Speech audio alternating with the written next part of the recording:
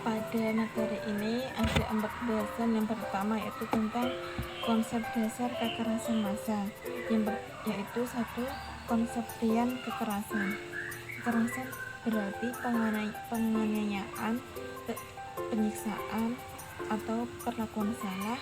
Menurut WHO, kekerasan adalah penggunaan kekuatan fisik atau fisik dengan kekuasaan, ancaman, atau tindakan terhadap diri sendiri, perseorangan atau sekelompok, atau masyarakat yang mengakibatkan atau kemungkinan besar memar atau trauma, kematian atau kerugian psikologis, kelainan, perkembangan, atau perampasan hak. Yang kedua yaitu perilaku kekerasan. Perilaku kekerasan adalah suatu keadaan ketika seseorang melakukan tindakan yang dapat membahayakan secara fisik baik terhadap diri sendiri, orang lain maupun lingkungan. Hal tersebut dilakukan untuk mengungkapkan perasaan marah yang tidak konstruktif. Perilaku kekerasan ini suka diprediksi. Setiap orang dapat bertindak keras, tetapi ada kelompok tertentu yang lebih berisiko tinggi terhadap kekerasan, yaitu pria yang berusia 15 antara 25 tahun, orang kota, orang yang berkulit hitam, atau big group dengan budaya kekerasan, peminum alkohol. Perilaku kekerasan adalah bentuk perilaku yang bertujuan untuk melukai seseorang secara fisik ataupun psikologis. Ini dimana keadaan individu ketika individu berusaha menimbulkan bahaya langsung pada dirinya sendiri ataupun orang lain. Dengan demikian, perilaku kekerasan merupakan keadaan individu yang melakukan tindakan yang dapat membahayakan, mencederai diri sendiri, orang lain, bahkan dapat merusak lingkungan. Yang ketiga yaitu aksi kekerasan massa. Aksi kekerasan massa sepertinya di negara ini tumbuh subur. Misalnya ruang-ruang publik sering dipenuhi dengan bentrokan dan amuk massa di banyak tempat, di banyak kesempatan dengan beragam alasan. Pertikaian atau konflik yang sepele begitu mudah menjadi amuk massa, terlebih apabila hal itu dikaitkan dengan unsur suku, agama, ras, dan antar golongan. Di balik banyak tindak kekerasan yang tersimpan di negara Indonesia ini, sehingga negara ini kehilangan model sosial. Apa itu model sosial? Seperti nilai-nilai kebersamaan, saling menghormati, toleransi, musyawarah mufakat tidak lagi menjadi obat mujarab bagi perekat bangsa. Selain itu, aparat penegak hukum yang bertugas melindungi dan mengayomi justru bertindak sebaliknya. Banyak fakta yang memperlihatkan ketika aparat lebih suka mengedepankan tindak kekerasan dengan berlindung di balik argumen penertiban. Demikian pula, lembaga-lembaga penegak hukum sering mempertontonkan keberpihakan kepada mereka yang berkuasa dan lebih memilih uang daripada kebenaran dan keadilan.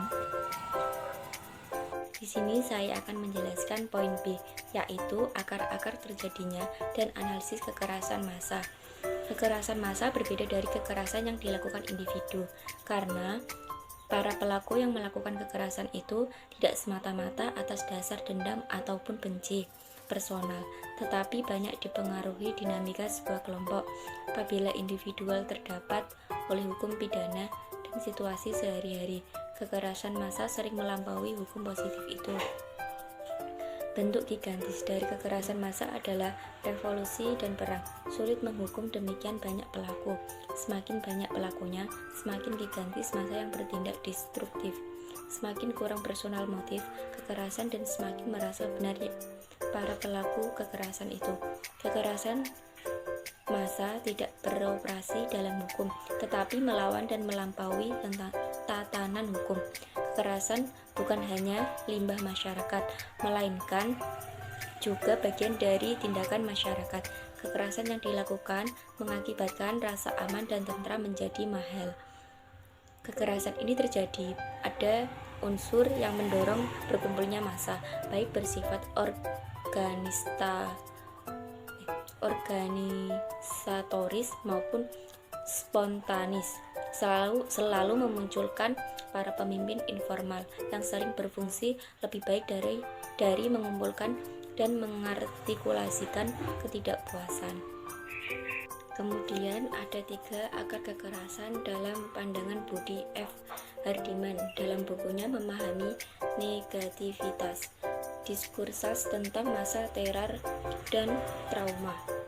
Karena kompleksnya peristiwa ini, akar-akar penyebabnya juga kompleks. Akan tetapi dalam ulasan ini perhatian difokuskan pada 3 akar kekerasan yang berkaitan dengan conditio humana, yaitu yang bersifat epistemologis, antropologis, dan sosiologis. Yang pertama, akar epistemologis, yaitu adalah proses pengenalan manusia terhadap manusia yang lainnya. Artinya, orang lain selalu dianggap sebagai sesamanya atau sebagai musuh bagi dirinya. Yang kedua, akar antropologis. Pada dasarnya, individu tidak akan bergabung ke dalam massa dan melakukan kekerasan kolektif semata-mata spontan dan naluriah. Kewajaran dalam melukai atau menghabisi sesama manusia itu dimungkinkan karena individu-individu memandang tindakan kekerasannya sebagai sesuatu yang bernilai. Yang ketiga, akar sosiologis. William Chang menilai bahwa maraknya kekerasan sebenarnya memperlihatkan frustasi sosial yang tengah melanda sebagian masyarakat. Dalam kondisi seperti ini, orang cenderung melihat hidup tidak lagi mempunyai makna. Hidup orang lain cenderung dinilai sangat murah, tidak dihargai martabatnya sebagai manusia. Frustasi yang melanda sebagian masyarakat itu disebabkan menurunnya kualitas pendidikan kemanusiaan baik di keluarga, sekolah, maupun masyarakat. Di samping 3 akar penelusuran tersebut, ada akar kekerasan lain, sebagaimana diutarakan Erich Fromm yang berasal dari hasrat dan agresi dalam bukunya The Anatomy of Human Destructiveness. Ia mengutip pendapat Sigmund Freud antara lain sebagai berikut. Yang pertama, hasrat untuk merusak pada manusia sama kuatnya dengan hasrat untuk mencintai. Yang kedua, B. Faktor biologis. Penyebab adanya kekerasan adalah dari faktor biologis di luar kendali manusia yang disebabkan kondisi sosial, politik, dan ekonomi yang diciptakan oleh manusia. Menurut Freud, tidak cukup konsekuen dengan konsepnya. Agresi yang tercermin dalam perilaku manusia tidak cukup hanya dirangkum dalam satu hasrat antara insting pelestarian diri libido dan insting kehidupan kematian adalah berlawan satu sama lain. Dengan demikian, Freud telah menyatukan kecenderungan yang pada kenyataannya bukan merupakan satu kesatuan. Kecenderungan yang teori Lorentz pada intinya ada 2 persoalan diantaranya sebagai berikut. 1. Agresi pada dasarnya telah tertanam pada diri manusia. Adanya dorong tenaga hidrolik sebagai tenaga pelampiasan melakukan hal keji dan kejam. Yang kedua, pada struktur masyarakat modern yang konsumtif. Sistem sosial sangat dibutuhkan sebagai ruang interaksi manusia yang relatif stabil dengan didukung oleh nilai-nilai dan gagasan yang diterima secara umum. Untuk itu, pemahaman terhadap faktor-faktor psikologis yang dipahami oleh para pelaku dan yang mendorong mereka terlibat dalam kekerasan massa mutlak diperlukan. Yang pertama, psikologis. Dalam wacana hukum, peristiwa kekerasan massa disebut main hakim sendiri. Dalam Kamus Besar Bahasa Indonesia tahun 1994 mendefinisikan istilah main hakim sendiri sebagai berbuat sewenang-wenang terhadap orang yang dianggap bersalah. Dalam beberapa media massa, kekerasan massa disebut juga pengadilan massa, pembantaian massa, atau penghakiman massa. Selanjutnya, C. Perilaku. Perilaku kekerasan massa bagian dari pelanggaran hak dalam pola didik sosial. Kejadian kekerasan massa di Indonesia sering dipicu oleh sentimen suku, ras, ataupun agama. Meskipun pemicu awal kadang-kadang muncul dari persoalan pribadi, sehingga mengakibatkan timbulnya korban jiwa, luka-luka, bahkan pengerusakan fasilitas publik ataupun tempat-tempat ibadah. Tontonan dari perilaku kekerasan yang terjadi dengan mengatasnamakan suku atau agama tertentu terus-menerus terjadi di negeri ini, yang pada akhirnya berdampak secara langsung ataupun tidak langsung pada perilaku anak-anak.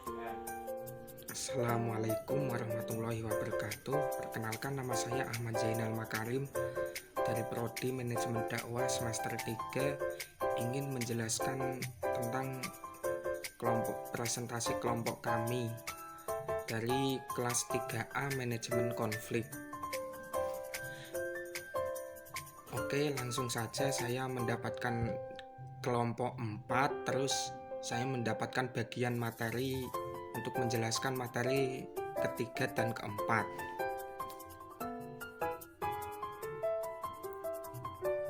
Untuk yang materi ketiga yaitu sasaran pencegahan anti kekerasan massa. Kemendikbud pasal 8 nomor 82 tahun 2015 mengemukakan upaya pencegahan tindak kekerasan.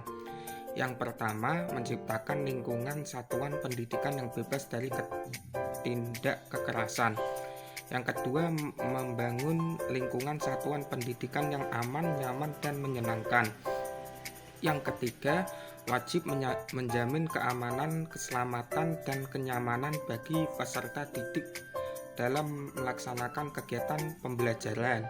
Yang keempat, wajib segera melaporkan kepada orang tua wali, termasuk mencari informasi awal apabila ada dugaan atau gejala yang terjadi tindak kekerasan yang melibatkan peserta didik. Yang kelima, menjalin kerjasama antara lain dengan lembaga psikologi. Yang keenam, wajib memasang papan layanan pengaduan tindak kekerasan.